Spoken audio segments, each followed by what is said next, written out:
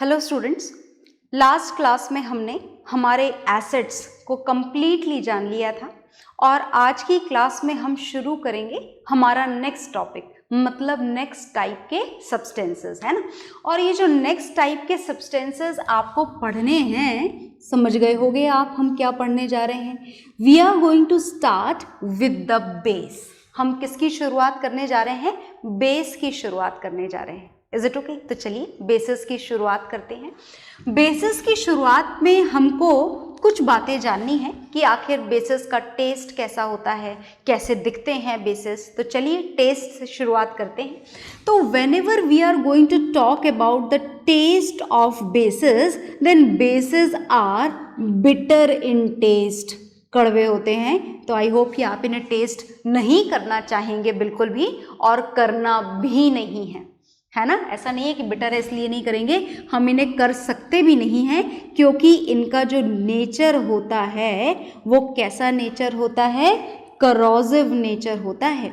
Corrosive nature का मतलब ये होता है that they produces burning sensation on the skin. ये स्किन पर क्या प्रोड्यूस करते हैं?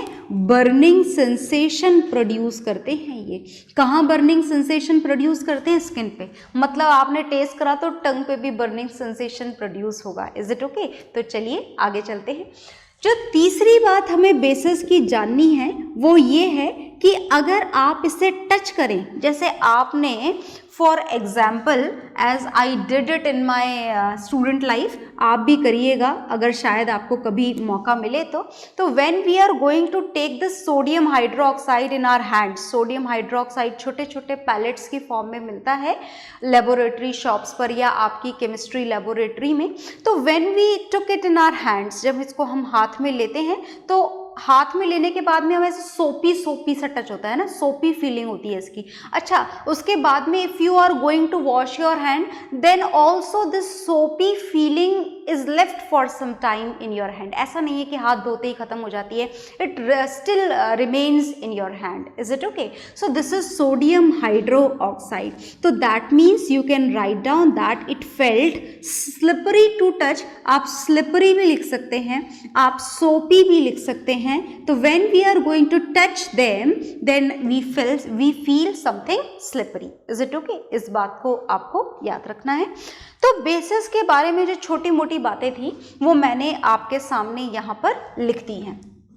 आप इन्हें नोट डाउन करेंगे तो नोट डाउन बड़ा इंपॉर्टेंट होता है, नोट डाउन कर लीजिए आप इसे।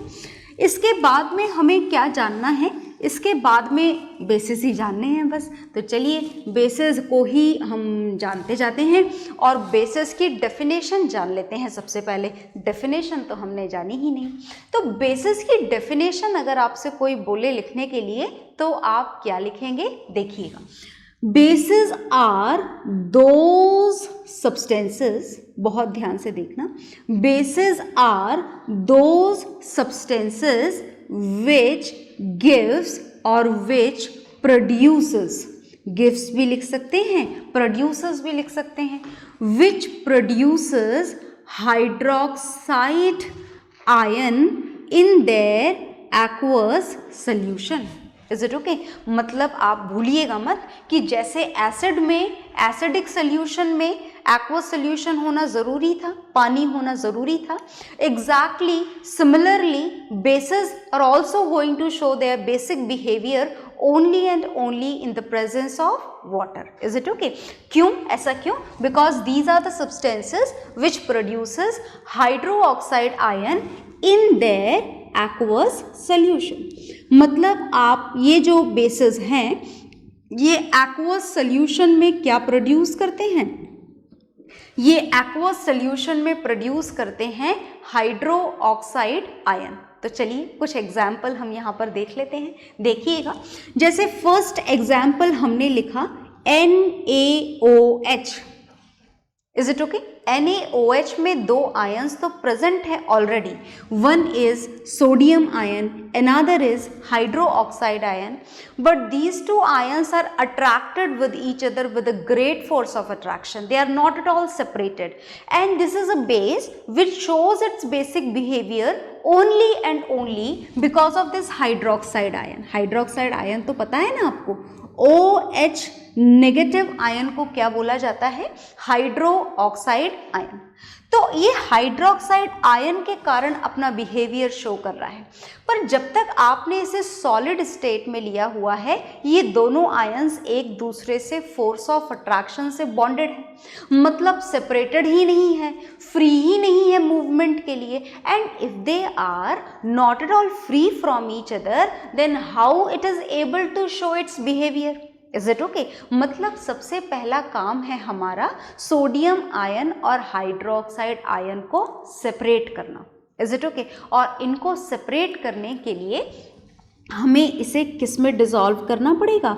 हमें डिसॉल्व करना पड़ेगा इसे पानी में, है ना, वाटर मॉलिक्यूल में। अच्छा, वाटर मॉलिक्यूल में डिसॉल्व होते ही सोडियम आयन यहाँ पर क्या हो जाएगा? सेपरेट, क्योंकि इसको चारों तरफ से कौन सराउंड कर लेंगे? वाटर मॉलिक्यूल, बिल्कुल उसी तरीके से जैसा एसिड में हुआ था, है ना। तो मुझे दोबारा बताने की ज़रूरत नहीं है, आई होप आपको याद होगा।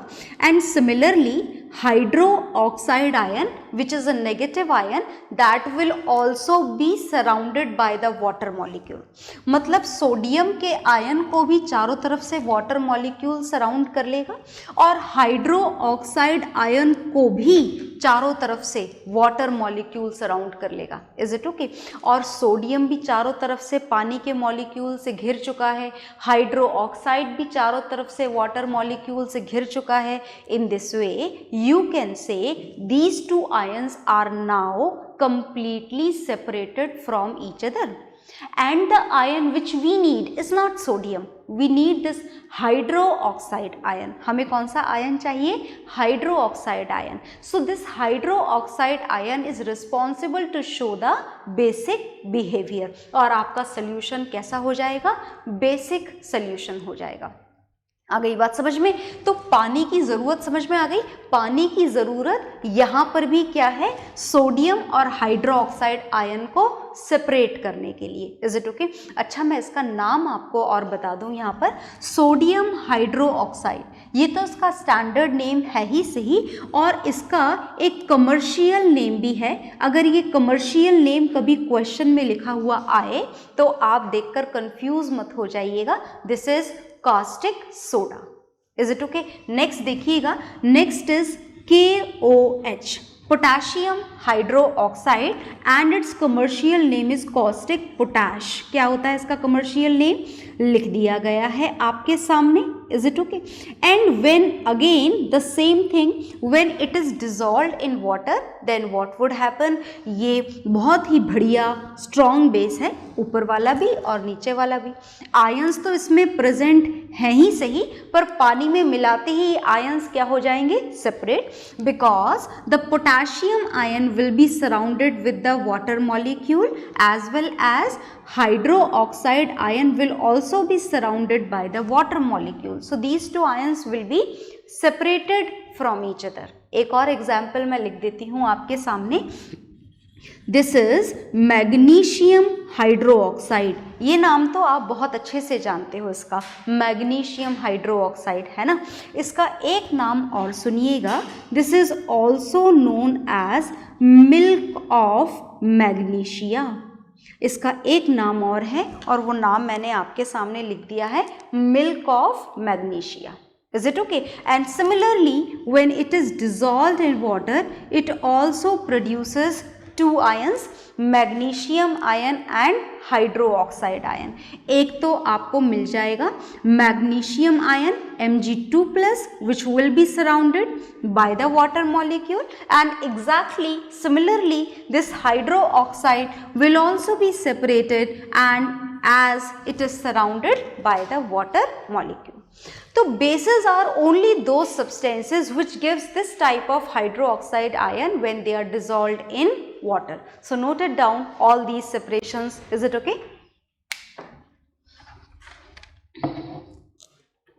तो नोट डाउन आपने कर लिया होगा, इसे नोट डाउन ज़रूर करें, वीडियो को पॉज कर करके, बार बार बोली जाती है आपको ये बात। तो अब आपने देखा कि दीज आर द बेसिस, ये बेसिस हैं। क्या और भी कोई बेसिस होते हैं? बेसिस तो बहुत सारे होते हैं, है ना। A lot of many more examples are there, बहुत सारे एग्जाम्पल्स हैं बेसिस के। एंड ऑल दीज बेसिस, जितने भी बेसिस आपको यहाँ पर पढ़ने हैं, all these bases are divided into two types. There are two types of bases, दो टाइप के बेसिस होते हैं। Exactly as we divided the acids into two types, strong acids and weak acids, similarly bases can also be classified into two categories. Bases को भी आप कितनी categories में classify कर सकते हैं? टू कैटेगरीज में क्लासिफाई कर सकते हैं। और ये जो टू कैटेगरीज आपको पढ़नी है, ध्यान से देखिएगा। First we have to know about the strong bases. कौन से बेसिस पढ़ने हैं आपको? Strong bases. और स्ट्रॉन्ग बेसिस के साथ साथ आपको एक और टाइप के बेस पढ़ने हैं, and this is weak basis, weak base and strong base. तो सबसे पहले मैं आपके सामने यहाँ पर नाम लिख देती हूँ, है ना, ताकि आपको याद हो जाए कि ये वीक बेसिस हैं और ये स्ट्रॉन्ग बेसिस हैं। So look here, strong bases are sodium hydroxide, potassium hydroxide, they are the example of strong bases. Similarly weak bases कौन से हैं देखिएगा। वीक बेसिस के example, for example calcium hydroxide, जानते हो ना इसे तो अच्छी तरीके से। This is calcium hydroxide, also known as lime water, also known as slaked lime, बड़े सारे नाम हैं इसके। Is it okay? And another example is NH4OH। इसका नाम जानते हैं आप? जानते हैं तो बहुत अच्छी बात है, और नहीं जानते हैं तो लिख लेते हैं। This is NH4, NH4 is ammonium, and OH is hydro oxide. So this is ammonium hydroxide, and this ammonium hydroxide is an example of a weak base, and many more और भी example हैं weak bases के भी और strong bases के भी। हमने दो दो नाम यहाँ पर लिख लिए हैं। तो चलिए हम जानते हैं कि strong base और weak base बोलने का क्या कारण है। तो बोलने का कारण सुनिए, बिल्कुल वही जो आपने स्ट्रॉन्ग एसिड्स और वीक एसिड्स में पढ़ा था, exactly same bases is there for this classification of bases into strong and weak one. Okay, आगे देखिए। For example, first thing is that when we dissolve this sodium hydroxide in water, then it will be separated into sodium ion and hydroxide ion, and this separation will be done completely. मतलब यहाँ पर जो ions का separation हुआ है, जो अलग हुआ है आयंस एक दूसरे से, they are completely separated from each other. They don't have any force of attraction between them. Is it okay? Now no force of attraction is left. These two ions are free to move completely in their aqueous solution. Is it okay? तो पहली बात तो strong bases की खास बात ये है कि when these bases are dissolved in water, then the dissociation which is done, that is complete dissociation. कैसा डिसोसिएशन होता है? कंप्लीट डिसोसिएशन होता है, राइट। जो दूसरी इंपॉर्टेंट बात है वो ये है, as this complete dissociation is done, therefore the number of produced hydro oxide ion is more. ज़्यादा हाइड्रोक्साइड आयन प्रोड्यूस्ड होते हैं। कौन से डिसोसिएशन में? कंप्लीट डिसोसिएशन में। किसका होता है कंप्लीट डिसोसिएशन? स्ट्रॉन्ग बेस का। Is it okay? तो चलिए हम लिख देते हैं that large number of hydro oxide ion, large number of hydroxide ions are produced when a strong base is dissolved in water. Is it okay?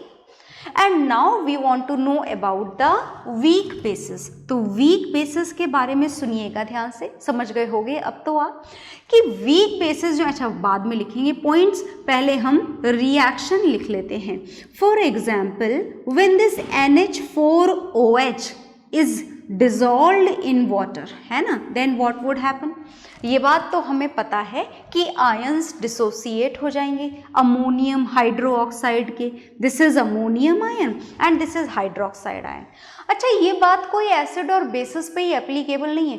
कोई सा भी आयन वाला कंपाउंड जिसमें आयंस प्रेजेंट हों, अगर आप उसे पानी में डिसॉल्व कर दो तो आयंस क्या हो जाया करते हैं, सेपरेट हो जाया करते हैं। This is commonly applicable for all those compounds which have ions in them, है ना।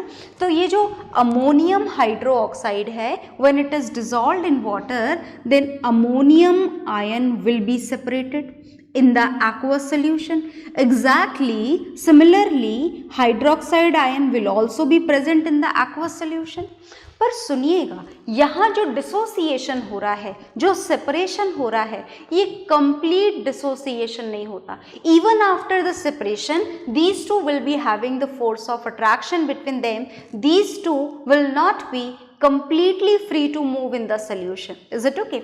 That means the first point which is there especially for the weak bases is that partial dissociation is done. यहाँ पर जो ions का dissociation हो रहा है वो कैसा हो रहा है, partial dissociation.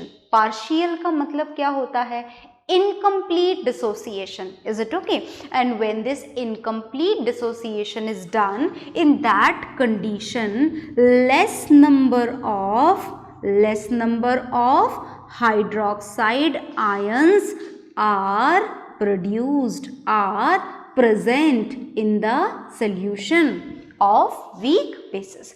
So this is the difference between strong base and weak base. Note it down with the example and with the differences. Is it okay?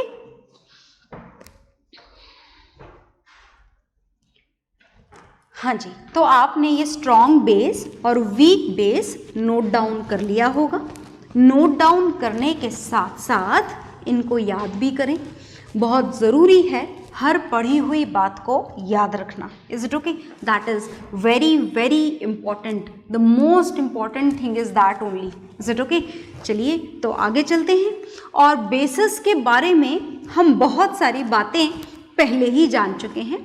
Is it okay? चलिए तो फिर आज की क्लास में हमको और क्या जानना है, जैसे अब हम जानने जा रहे हैं बेसिस की केमिकल प्रॉपर्टीज़। कौन सी प्रॉपर्टीज़ हम स्टार्ट करने जा रहे हैं, बेसिस की केमिकल प्रॉपर्टीज़ स्टार्ट करने जा रहे हैं। शुरू करें केमिकल प्रॉपर्टीज़, चलिए शुरू करते हैं। तो बेसिस की जो केमिकल प्रॉपर्टी है, अगर मैं आपसे बोलूं कि write down the reaction of base with any acid, तो वो काम हम पहले ही कर चुके हैं, no need to do it again and again. तो आज की क्लास में हम क्या करेंगे देखिएगा, हम रिएक्शन करवाने जा रहे हैं which is a very unique very rare reaction. बहुत ध्यान से देखना, हम रिएक्शन करवाने जा रहे हैं। किसकी रिएक्शन? ऑफ कोर्स हम बेसिस पढ़ रहे हैं तो बेसिस की रिएक्शन करवाएंगे, और हम यहाँ पर करवाने जा रहे हैं रिएक्शन ऑफ बेसिस। किसके साथ में करवाने जा रहे हैं? This is the reaction of basis with metals. Metals के साथ में करवाएंगे जी हम आज रिएक्शन बेसिस की, है ना। तो चलिए देखिए, सबसे पहले जो काम हम हमेशा करते हैं वो ही करेंगे यहाँ पर, that we will write down the general reaction first. General reaction लिखेंगे हम। देखिएगा, when the bases react with metals, bases की रिएक्शन हम किससे लिखने जा रहे हैं? मेटल्स के साथ में। तो क्या बनता है? पहले तो बनता है एक सॉल्ट, और सॉल्ट के साथ में लिबरेशन होता है हाइड्रोजन गैस का। Which gas is liberated? Hydrogen. पर बहुत ध्यान से सुनिएगा कि ये जो रिएक्शन का जनरल फॉर्मेट आपके सामने लिखा गया है, कौन सा general format? That the bases combined with metals to form this salt and hydrogen gas. This is a very rare reaction. क्यों ये वर्ड बार बार मैं बोल रही हूँ that this is a very rare reaction? The reason is this that all the bases do not react with all the metals. है ना। सारे बेसिस सारे मेटल के साथ में रिएक्शन नहीं करते हैं, only some of the examples are there, out of which we are going to write down the 2 examples which are very important for your exam. So note it down and listen to me very carefully. Okay, चलिए let us start with the first example. The first example of base which we are going to write down, this is sodium hydroxide. बहुत ध्यान से सुनिएगा कि आप अपनी मर्जी से कोई सा भी बेस और कोई सा भी मेटल यहाँ पर मत लिखिएगा, है ना। जो रिएक्शन पढ़ाई जा रही है वही पढ़नी है और वही याद रखनी है. ओके, तो सोडियम हाइड्रोक्साइड किसके साथ में रिएक्शन करने वाला है यहाँ पर? Zn के साथ में. नाम तो जानते हो ना Zn का. Zn is zinc. कौन सा मेटल है जी ये? जिंक है ये. And which this NaOH is NaOH is sodium hydroxide. Is it okay? तो चलिए आगे चलते हैं. Now these two are going to react with each other. और लुक हियर, बहुत ही मज़ेदार कंपाउंड बनने वाला है. और ये मज़ेदार कंपाउंड इसलिए क्योंकि इसका नाम बड़ा अजीब है. हम पहली बार पढ़ने जा रहे हैं ऐसा नाम. फॉर्मूला भी अजीब है ना, Na2ZnO2. Is it okay? चलो इस खतरनाक से फॉर्मूले का खतरनाक सा नाम हम लिख ही देते हैं. This is sodium zincate. क्या नाम है इसका? है ना बढ़िया सा नाम. अब इतना बढ़िया नाम है तो आप इसे याद ज़रूर करेंगे. दिस इज सोडियम जिंकेट, है ना. Sodium ZnO2 is zincate. Okay, अगर आपको लग रहा है कि आपकी रिएक्शन बैलेंस्ड नहीं है तो बिल्कुल सही लग रहा है आपको. इसे बैलेंस कर लेते हैं and now it is balanced. Is it okay? तो याद ज़रूर करिएगा इस रिएक्शन को. Okay, let us write down one more reaction. जैसा कि मैं बार बार बोल रही हूँ, आप अपनी मर्जी से कोई सा भी बेस और कोई सा भी मेटल यहाँ नहीं लिखेंगे, है ना. हर कंडीशन में रिएक्शन पॉसिबल नहीं है. तो चलिए जहाँ पॉसिबल है एक और जगह देखेंगे. 2 लगाना है नहीं लगाना है, दैट विल सी लेटर. फिलहाल हम लिखते हैं रिएक्शन. देखना ध्यान से. This is NaOH and now here it is going to combine with the aluminium. और एल्यूमिनियम के साथ में यहाँ पर बैलेंसिंग के लिए हमें वाटर भी लिखना होगा. देखो वाटर तो यहाँ भी था, है ना. सोडियम हाइड्रोक्साइड का एक्वस सोल्यूशन ही आप काम में लेते हैं हमेशा. कई बार वो रिएक्शन में पार्टिसिपेट करता है, कई बार नहीं करता. तो लुक है, तो यहाँ पर रिएक्शन होने वाली है और फिर एक अजीब सा खतरनाक फार्मूले वाला कंपाउंड बनने वाला है. And this is NaAlO2 and the same liberation of hydrogen gas takes place. अब आप प्लीज़ ये मत सोचिएगा कि आखिर ये बना कैसे. जैसे हम हर बार तो थोड़ा बहुत कॉन्सेप्ट जान लेते हैं ना कि ये पॉजिटिव यहाँ नेगेटिव से कंबाइन हो गया, वो नेगेटिव वहाँ पॉजिटिव से कंबाइन हो गया, पर यहाँ पर कॉन्सेप्ट कुछ और है. Is it okay? Which is not at all there in your syllabus. तो आप बस रिएक्शन को याद करेंगे और इस डिफरेंट से कंपाउंड का डिफरेंट सा नाम मैं लिखने जा रही हूँ, वो भी आपको याद रखना है. And this is sodium aluminate. क्या नाम है इसका? इसका नाम है सोडियम एल्यूमिनेट. तो जरा चेक करें कि आपकी ये रिएक्शन बैलेंस्ड है क्या. Yes, it is balanced. 1 sodium, here also 1 sodium, 1 aluminium, 1 aluminium, 2 oxygen, 2 oxygen. Hydrogen is not balanced. Reaction हमारी बैलेंस्ड नहीं है तो हमें इसको बैलेंस करना पड़ेगा. तो देखिए, बैलेंस करने के लिए आप यहाँ पर 2 लगा देंगे, यहाँ भी 2, यहाँ भी 2, यहाँ भी 2 और यहाँ लगा देंगे 3. पर चेक ज़रूर कर लेंगे is it balanced or not. तो it is now balanced. Balanced है जी, बिल्कुल बैलेंस्ड है. Is it okay? तो reaction is balanced now. Both of the reactions are there in front of you. इनको नोट डाउन करेंगे, आप कर लीजिए नोट डाउन. हाँ जी, नोट डाउन आप कर चुके होंगे रिएक्शन को.